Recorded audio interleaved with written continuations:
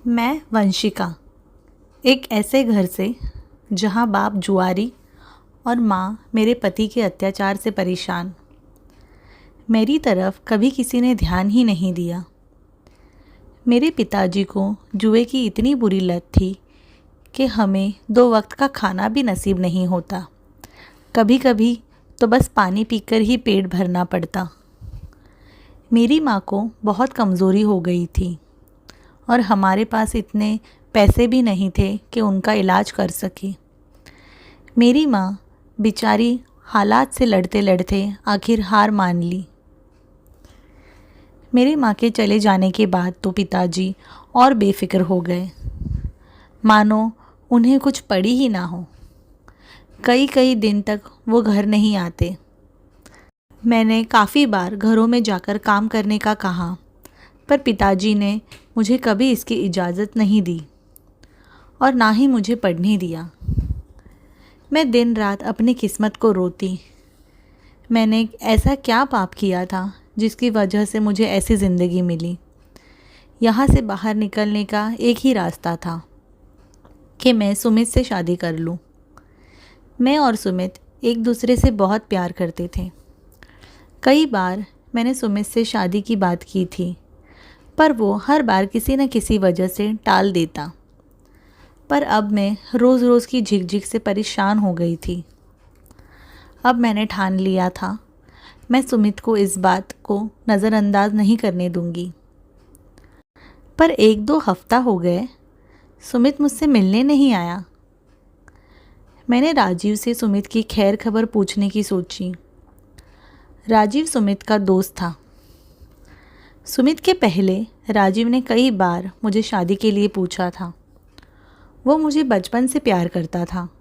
न जाने क्यों मैंने उसे कभी उस नज़र से नहीं देखा।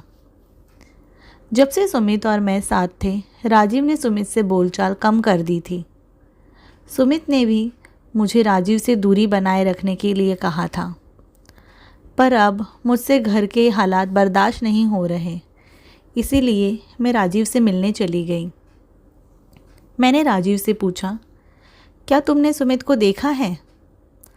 मेरी कई हफ्तों से उससे बात नहीं हुई। उसका फ़ोन भी नहीं लग रहा। मुझे चिंता हो रही है। राजीव ने मुझे हैरत भरी नज़रों से देखा और बस देखता ही रहा। क्या हुआ? ऐसे घूरते ही रहोगे या कुछ बोलोगे भी? वंशिका, तुम्हें सच में कुछ नहीं पता? मुझे लगा सुमित ने तुम्हें सब बता दिया होगा। क्या बता दिया होगा? किस बारे में बात कर रहे हो? प्लीज़ बातें घुमाना बंद करो। मुझे पहले ही बहुत फ़िक्र हो रही है। क्या हुआ सुमित को? सब ठीक तो है ना? हाँ हाँ, सुमित को क्या होगा, वो तो ठीक ही है। पर अब उसकी शादी हो चुकी है। मैं कल ही उसके रिसेप्शन से आया हूँ। मुझे लगा तुम दोनों ने अपना रिश्ता तोड़ दिया है, इसीलिए उसने किसी और से शादी कर ली। राजीव की बातें सुनकर मेरे आंखों से आंसू बहने लगे। मेरे पैरों तले ज़मीन खिसक गई। पहले ही ज़िंदगी इतना दुख दे रही है, उस पर सुमित का धोखा मुझसे बर्दाश्त नहीं हो रहा था। मैं फूट फूट कर रोने लगी। राजीव ने मुझे बाहों में ले लिया और सहारा देने लगा। मुझे राजीव का छुआ ठीक नहीं लगा। मैंने तुरंत ही झटके से खुद को उसकी बाहों से आज़ाद कर लिया। राजीव, तुम ये क्या कर रहे हो? मेरे हालात का फ़ायदा उठाने की सोचना भी मत। मैं कितने ही दुख में क्यों ना हूँ, खुद को संभालना जानती हूँ। इतना कहकर मैं भागती हुई अपने घर पहुँची। बिस्तर पर पड़े पड़े मैं रोती जा रही थी। मेरा अब क्या होगा? मेरी ज़िंदगी में एक ही खुशी थी, वो भी मुझसे छीन गई। सब कुछ खत्म हो चुका था। मैं अपनी सोच की उलझनों में ही थी। तभी बाबा दरवाजे से अंदर आते दिखाई दे रहे। उनकी हालत बहुत ख़राब थी। इतने दूर से भी मुझे उनकी शराब की बू आ रही थी। लड़खड़ाते हुए वो बड़े मुश्किल से एक एक कदम रख पा रहे थे। जैसे तैसे करके वे घर में आए। आते ही ज़मीन पर गिर गए और ज़ोर ज़ोर से रोने लगे और मुझसे माफ़ी मांगने लगी। मैंने उनकी तरफ ध्यान नहीं दिया। ये तो उनका रोज़ का हो चला था। हर रोज़ होश ना रहे इतनी शराब पियो, जुए में सारे पैसे हार जाओ और घर आकर रोने का नाटक करो। मैंने उनकी हरकतों को नज़रअंदाज किया और अपना दुखड़ा लेकर बैठ गई। तभी बाबा ने कुछ ऐसा कहा जिसे सुनकर मेरे रोंगटे खड़े हो गए। वे कह रहे थे, वंशिका, मैं बहुत बुरा बाप हूँ, तुम्हें कोई सुख नहीं दे पाया। मुझे मेरी गलती के लिए हो सके तो माफ़ कर देना। मैं आज जुए में तुम्हें हार आया हूँ। कुछ लोग तुम्हें लेने आए हैं। बाबा की बातें सुनकर मेरी दिल की धड़कनें रुक सी गईं। मैंने जैसे तैसे खुद को संभाला और हड़बड़ाकर वहाँ से भागने की कोशिश करने लगी। जैसे ही मेरे कदम मेरे घर की दहलीज पर पड़े, 2 हट्टे कट्टे मर्दों ने मुझे दबोच लिया और घसीटते हुए अपनी वैन में डालने लगे। मैं आक्रोश कर रही थी, खुद को उनसे छुड़ाने का प्रयास कर रही थी, पर उनकी ताकत के आगे मैं नाकाम थी। तभी वैन में बैठे तीसरे आदमी ने मेरे मुंह पर दवाई छिड़का हुआ रुमाल मेरे नाक और मुंह पर रख दिया, जिसे सूंघने से मैं कुछ ही पल में बेहोश हो गई। जब आँख खुली तो मैं एक बंद कमरे में थी, जहाँ ना कोई फर्नीचर था ना ही कोई खिड़की, बस एक चटाई पर मैं लेटी हुई थी। मैं बिलक बिलक कर रोने लगी। कैसा बाप मिला मुझे जो अपनी ही बेटी को जुए में हार आया। मुझे अपने पिताजी से नफ़रत हो रही थी। मैं दोबारा उनकी शक्ल कभी नहीं देखना चाहती। मेरा जी चाह रहा था खुद को ख़त्म कर दूं। तभी किसी ने दरवाज़ा खोला। एक साड़ी पहने औरत अंदर चली आ रही थी। उसे देखते ही मैं उसके पैरों में गिर गई और कहा, प्लीज़ मुझे बचा लीजिए। ये लोग मुझे मेरे घर से उठाकर लाए हैं। पता नहीं मेरे साथ क्या करने वाले हैं। आप एक औरत हैं, आप मेरा दर्द समझ सकती हैं। मेरी मदद कीजिए और मुझे यहाँ से जाने दीजिए। जाने दो, वो भी तुम्हें? इतना कहकर उसने मुझे कंधों से पकड़कर खड़ा किया और कहा, तुम तो मेरी सोने के अंडे देने वाली मुर्गी हो। मैंने तुम्हें इतने ज़्यादा पैसे देकर छोड़ देने के लिए नहीं खरीदा। और जौहरा भाई के खोटे से आज तक कोई लड़की भाग नहीं पाई, तो यहाँ से जाने का ख्याल भी अपने मन से निकाल दो। राजू, इस लड़की का ध्यान रखो और बाकी लड़कियों से कहकर इसे कल शाम तक तैयार कराओ। राजू मुझे एक कमरे में ले गया। वहाँ 6-7 लड़कियाँ और मौजूद थीं। वे सब मुझे खाली खाली नज़रों से देख रही थी। उनमें से एक ने मुझे कहा, यहाँ रोने का कोई फ़ायदा नहीं है। तुम्हारा दुखड़ा सुनने वाला यहाँ कोई नहीं है। तुम्हारी भलाई इसी में है कि जल्द से जल्द तैयार हो जाओ। उसकी बातें सुनकर मेरा मन कर रहा था कि मैं इतना रोऊं कि रोते रोते ही मर जाऊं।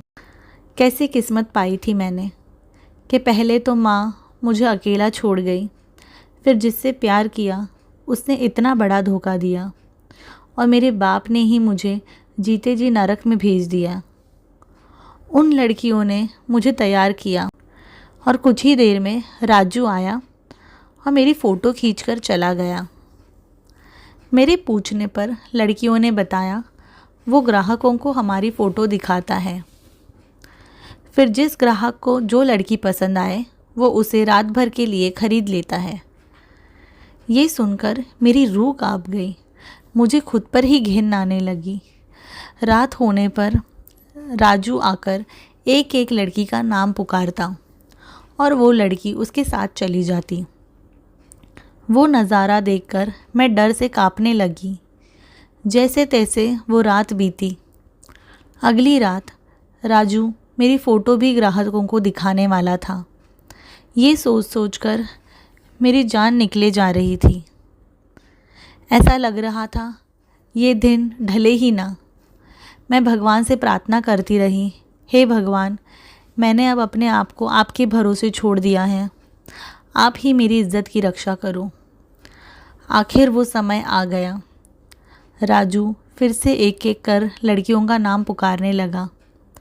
मैं डरी हुई थी, क्योंकि वहाँ खड़ी सारी लड़कियों में मैं सबसे खूबसूरत थी। मुझे लगा राजू पहला नाम मेरा ही ले लेगा, पर ऐसा नहीं हुआ। राजू आता गया और अलग अलग लड़कियों को साथ ले गया। अब वहाँ बस हम 2 ही लड़कियाँ बची थी। मैं मन ही मन भगवान का नाम जप रही थी। राजू आया और दूसरी लड़की को साथ ले गया। अब मेरी धड़कनें बढ़ने लगी, क्योंकि अब कोई ग्राहक आएगा तो वहाँ मैं अकेली ही हूँ। इस बार मैं कैसे बचूँगी? सारी रात गुजर गई, पर मेरे लिए कोई ग्राहक नहीं आया। मैंने चैन की सांस भरी और भगवान को धन्यवाद किया कि आज उसने मेरी लाज रख ली। दिन निकलते ही एक एक कर लड़कियां आकर अपने बिस्तर पर सोने लगी। पूरी रात जागने के कारण मुझे भी बिस्तर पर लेटते ही नींद लग गई। अगली कई रातें यही सिलसिला चलता रहा। मैं शाम होते ही भगवान का नाम जपना शुरू कर देती, और अब 1 हफ्ता होने आया, फिर भी मुझे एक भी ग्राहक ने खरीदा नहीं था। एक दिन कोठे की मालकिन राजू के साथ हमारे कमरे में आई और राजू को चिल्लाने लगी, इस लड़की की अब तक बोली क्यों नहीं लगी? आज इसे किसी भी हाल में बेचना होगा। इतना कहकर वो चली गई। उसी शाम मैं दरवाजे के पीछे छिपकर राजू को देख रही थी। वो ग्राहकों को मेरी फ़ोटो दिखा रहा था। मेरी सांस अटक सी गई। आज मुझे कोई नहीं बचा सकता। पर काफ़ी समय हो गया, राजू मुझे बुलाने नहीं आया। मैं अपना दिल थामे बैठी थी। भगवान की कृपा से मैं आज भी बच गई। अगली रात हमेशा की तरह सारी लड़कियां कमरे से जा चुकी थी। मैं अपने भगवान का जाप कर रही थी। तभी बाहर से राजू एक लड़के से बात कर रहा था। वो लड़का कह रहा था, मुझे यही लड़की चाहिए, मैं इसी के साथ रात गुजारना चाहता हूँ। ये सुनकर मेरी जान हलक में आ गई। राजू मेरे पास आया और मुझे अपने साथ एक नए कमरे में ले गया। मेरी आत्मा छल्ली हो रही थी। मुझे वहाँ नहीं जाना था, पर मेरी सुनने वाला यहाँ कोई नहीं था। राजू ने मुझे कमरे में बिठाया और दरवाज़ा खींच लिया। मैं सहम कर बैठी थी। हर पल के साथ मेरी धड़कनें तेज़ होती जा रही थी। तभी दरवाज़ा खुला और वो लड़का सामने आया। उसको देखते ही मेरी आंखें गुस्से से लाल हो गई। ये और कोई नहीं, राजीव था। मैं उस पर चिल्लाने लगी, यही चाहिए था ना तुम्हें? हमेशा तुम मुझ पर मरते रहने का ढोंग करते रहे और आज मेरी बेबसी का फ़ायदा उठाने आ गए हो। राजीव ने मुझे शांत कराते हुए कहा, वंशिका, तुम गलत समझ रही हो। मैं वैसा लड़का नहीं हूँ जैसा तुम्हें लगता है। उस दिन तुम मुझसे गुस्सा होकर घर चली गई। तभी मैं तुम्हारे पीछे आया था, तुम्हें मनाने के लिए। पर जब मैं तुम्हारे घर पहुँचा, तब कुछ गुंडे तुम्हें वैन में बिठाकर कहीं ले जा रहे थे। मैंने उनका पीछा किया। मुझे पता चला उन्होंने तुम्हें यहाँ बेच दिया है। मैं यही सड़क पर बैठा तुम्हें बचाने के तरीके सोच रहा था। तभी मेरा पुराना दोस्त राजू मिला। उससे बात करके पता चला उसके घर की हालत खस्ता होने के कारण वो यही काम करता है। उसने और मैंने मिलकर तुम्हें भगाने का प्लान किया। इसीलिए वो हर किसी ग्राहक को तुम्हारी फ़ोटो दिखाकर कहता, तुम्हें एड्स है और तुम अपनी ज़िंदगी के आखिरी दिन गिन रही हो। इसीलिए कोई ग्राहक तुम्हें पसंद नहीं करता। और आज यहाँ कई पहरेदार छुट्टी पर हैं, इसीलिए मैं तुम्हें यहाँ से भगा ले जाऊँगा। राजू ने कोठे की मालकिन को नींद की गोलियाँ मिलाकर चाय पिलाई है तो तुम जल्दी से चलो, हमें राजू के इशारे पर यहाँ से भागना होगा। मेरी तो खुशी का ठिकाना ही नहीं रहा। राजीव पर पहली बार मुझे प्यार आ रहा था। मैंने उसे इतना कोसा और आखिर यही मेरी रक्षा कर रहा है।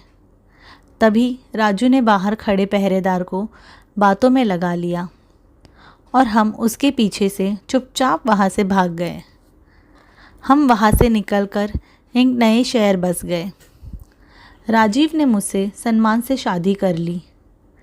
मुझे नई ज़िंदगी मिल गई। राजीव का साथ मुझे सुरक्षा दे रहा था। राजीव के माँ हमारे साथ ही रहती थी। उन्होंने कभी मुझे मेरी माँ की कमी महसूस होने नहीं दी। मुझे इतना प्यार और सम्मान मिला कि कभी कभी तो मेरी आँखों में आंसू आ जाते। किसी ने खूब कहा है, शादी उसी से करनी चाहिए जो तुमसे प्यार करता हो, ना कि उससे जिसे तुम प्यार करते हो। मैं राजीव के साथ बहुत खुश थी और हर दिन मैं भगवान का शुक्र अदा करती। उनके वजह से मैं और मेरी इज़्ज़त बच गई और मुझे नई ज़िंदगी मिल गई। दोस्तों, अगर आपको कहानी अच्छी लगी हो तो कमेंट में ज़रूर बताइए और लाइक कीजिए और प्लीज़ सब्सक्राइब करना ना भूलें।